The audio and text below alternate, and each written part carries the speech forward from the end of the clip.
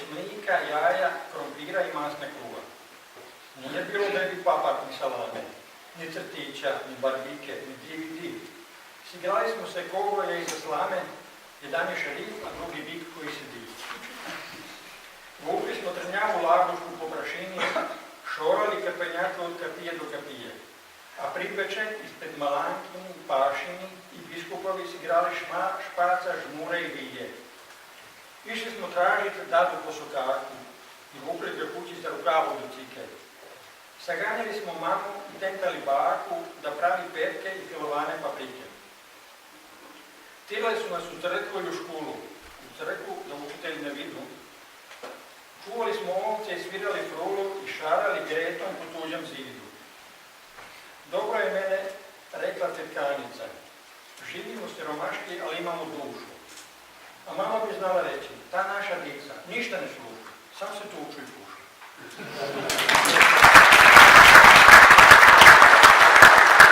Evo mene je Đuro zadužio da nešto ispripovidamo o pokladama i onom što krasi babinu gredu i danas. O tom se puno može pripovidati, međutim ja ću pokušati skratiti puno stvari. Poklade kod nas počinju na Svetog Blaža i ne traju kod Dalmatinaca cijelog ljeta da zabavljamo turiste jer i nema. I traju do, ove godine će trajati tamo do 13. 12. 13. Ove godine su najkraće. Kako se u Babinoj Gredi obilježavaju poklade, odnosno otkad su one bile i postale bogate? Naime, već početkom 19. stoljeća u Babinoj Gredi se grade 4 čitaonice. I svaka čitaonica je imala svoje svirače, imala je svoje diletantske grupe, imala je i svoje folkloraše.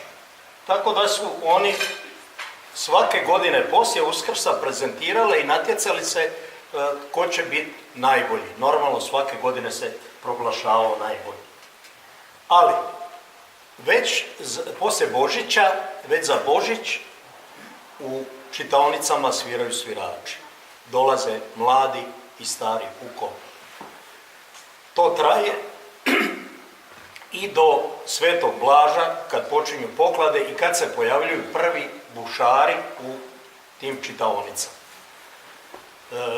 Neke su čitaonice bile i po 3 km udaljene jedna od druge. Ova u Donjoj Maloj ulici u koju dolazite iz Cerne i od Cerne, i onda pod Beravom i u Jelasu, dakle to je razlika 3 km.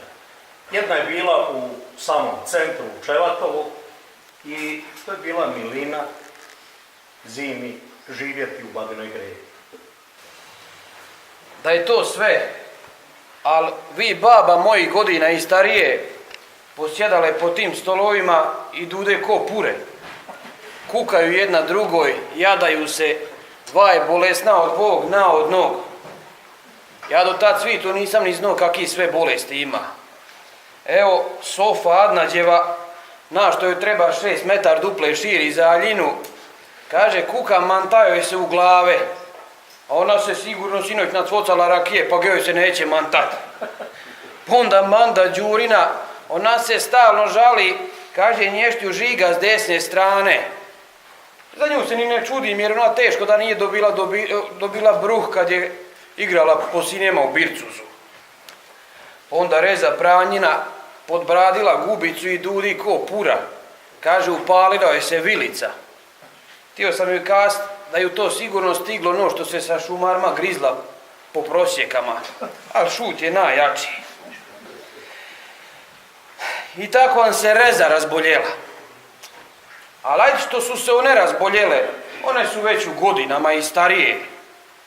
Ali ti gospoja i gospojica na larfani više no baba. Da kašlju i da kišu, ne bi se ja svitu čudio, kad su se pospremale kod da u dućanu nema robe. Čisto sam se bojao da šta god, koje šta ne ispade pa da se mora sagniti. Pa onda kako koja uniđe kod tog doktora ne velji po pol sata van. da se one moraju dugo raspremati. Pa ajde, no na njima ni krilova ni unteroka, a vama ni požućele ni se podbradile. Meni se čini da će se prije on razboljet, no ne. Bilo je i muškinja, ali žena je bilo više. Bila sna 2, 3 što rade na državnom poslu. Oni su svi pošteni. Pokuca, dobar dan, doktore, trebam 2, 3 dana. Morao bi posijati i poraditi zemlju. Ma kaže on, nema problema, evo napiše naladio si i čera, jel? A šta je mu to problemi napisat kad nje olovku iz svog džepa ni kupio? A svaki mu možda nješti u trunji. Ali svitu šta bi mu ja utrunio kad me ovako sredio? Jedino šako među oče. Kad me to sin doveo kod njega, vodi on mene na jedna vrata, ne moš unutra. Na druga, kad uniđemo. Tamo neke dvi sjede i pišu, odmjeriše nas i velje ko šiša seljački ancuk. Opet to mene na treća vrata, mi uniđemo, a on ni 5 ni 6. Šta je, koji kojeg vodi? Bože mi prosti svitu ko da smo bika i krava. Sin njemu pokušao objasniti da mi se nješta zacrvenjelo na noge od sama sebe, pa da smo na tog došli. Nije on sino ni poslušao, nego dobro, evo ovako uputnica, ujutro na autobus, pa samo recite hoće li te Brod ili Vinkovce. Kad sam to čuo, ma došlo mi da ga pirnem iza ušiju da mu se prikažu slike i Broda i Vinkovaca.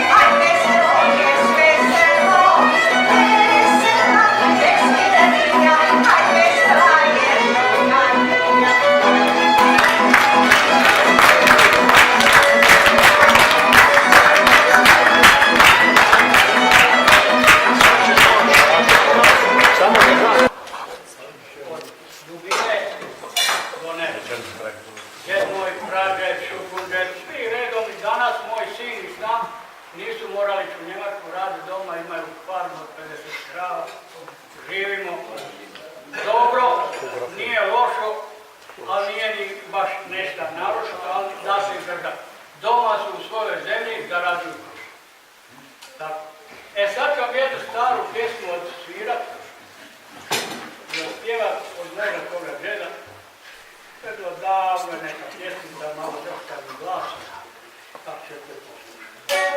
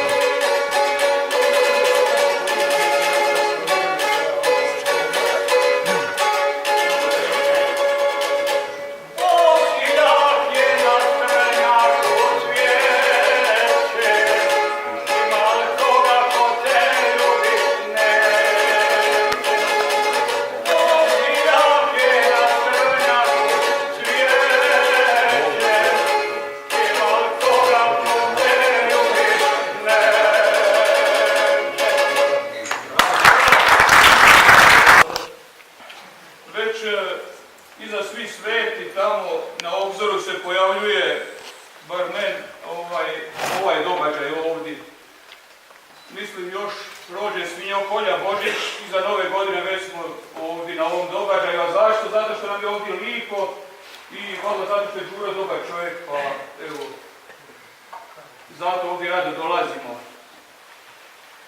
Pjesma koju ću pokušati kazat zove se Didin pas. Bezbroj je puta pokiso i često na suncu plazio jezik, malen, u crnom, kudravom ruhu, a srčan bez straha, na dijelu velik. Repovi krava i rebra svinja dobro su znali oštrinu njegovih zubi.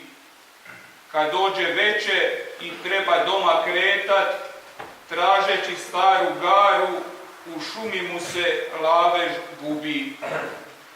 Ne znam je li ima još takvih pasa koji se raduju, gledaju sretno i mašu repom običnoj kosti, koju im baka poslije večere baci.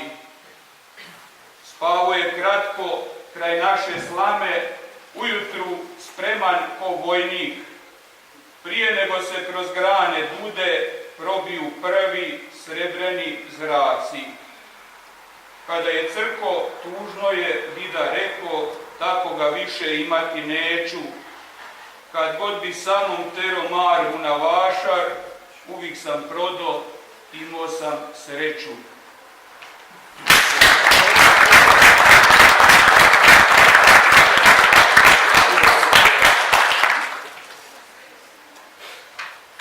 Svirat ne znam, ali kad bi se nekim slučajem još jednom rodio, ili bi odrezao ruke, ili bi naučio, ali jako volim tambure i to mnogi znaju i napisao sam jednu pjesmicu Tamburice se zove. Kaže, istina je, zvoni ono. Hoćeš li još kad god svirat na sokaku, tamburice prašna, davno obješena? Hoće li ti se žice još sjati u mraku i divojku pitat je li isprošena? Prije puno ljeta došla si u selo, kupio te Andra od Joška Cigana, sve je tvoje bilo, svatovi i prelo, svirke u večeri i rana svitanja.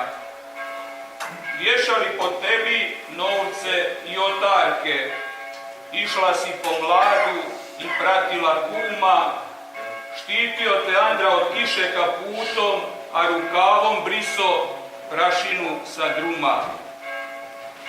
Andrini te prsti ne miluju više, s ljudima ne diliš tuge i veselja, da još jednom čuje tvoj glas na sokaku, već umorno srce bilo bi bez želja. Hvala vam lijepo.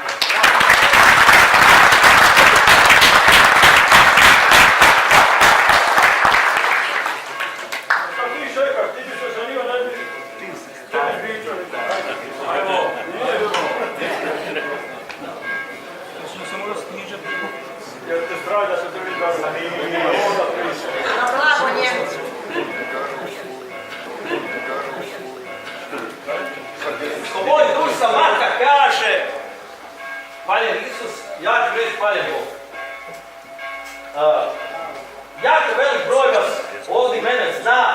više ko nekog amatera, povjesničara.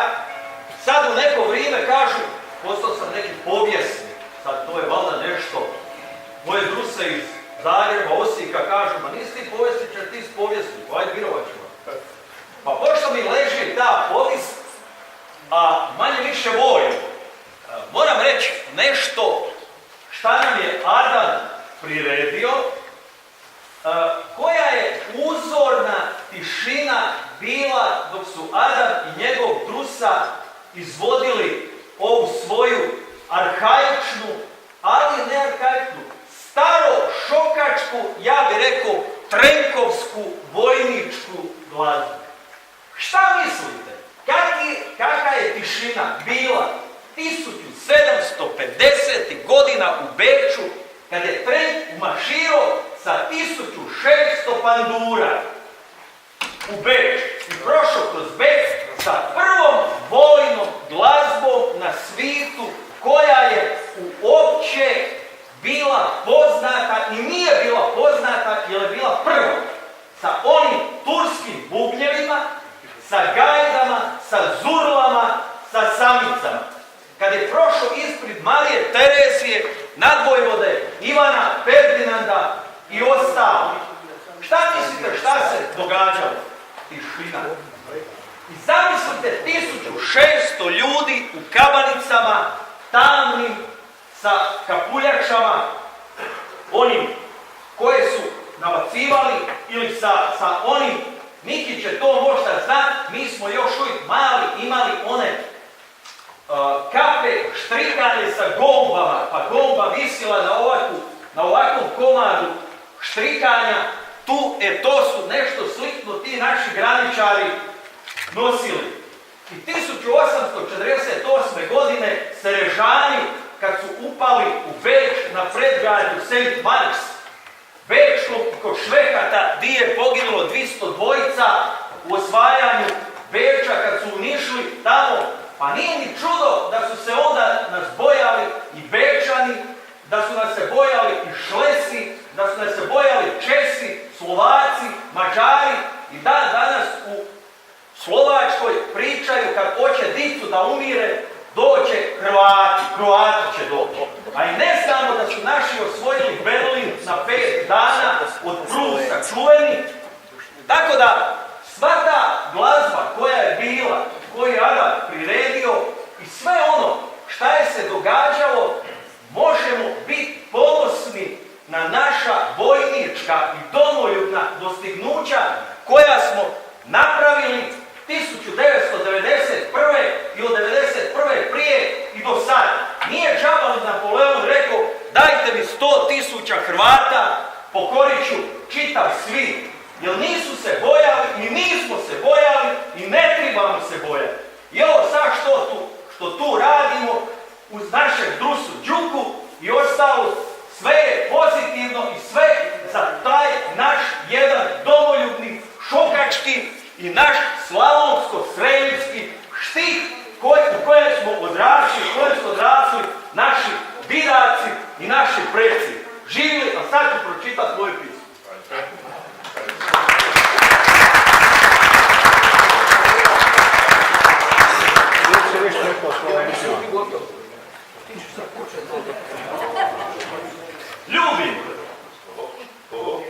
Ljubim te godinama već, moja mila. Ljubim te svim žarom srca svog.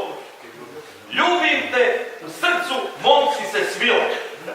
Ljubim te zbog previšnjeg veličanstva tvog. Ljubim te jer sva si mlada i čista. Ljubim te djevičansku i milu. Ljubim te kad sveti žiće blista. Ljubim te odjevenu, tkanje i svilu. Ljubim te kad si tužna i žalostna. Ljubim te neveselo i srijetno. Ljubim te kad si plaka i ponosna. Ljubim te uvijek, ma kakva bila, ljubavi moja mila. Hvala.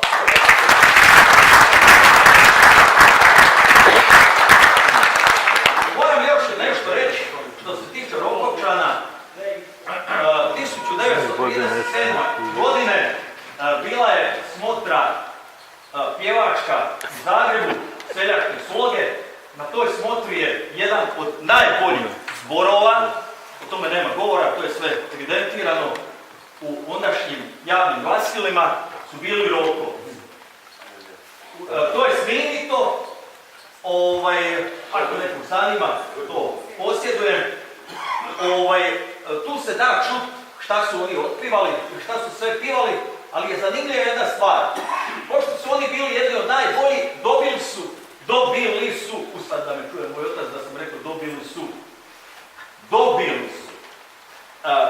jedno putovanje koje je bilo po Hrvatskoj i po hrvatskim bosanskim krajevima, gdje su obišli, to je objavito u nekoliko nastavaka, ne znam da li zaista neko u Rokovcima za to zna, a zanimljivo je što je to opisao Živan Kubeždić, doktor, kasniji saborski zastupnik i ondašnji iz Ilače, koji je s njima putovao i to sve putovanje opisao.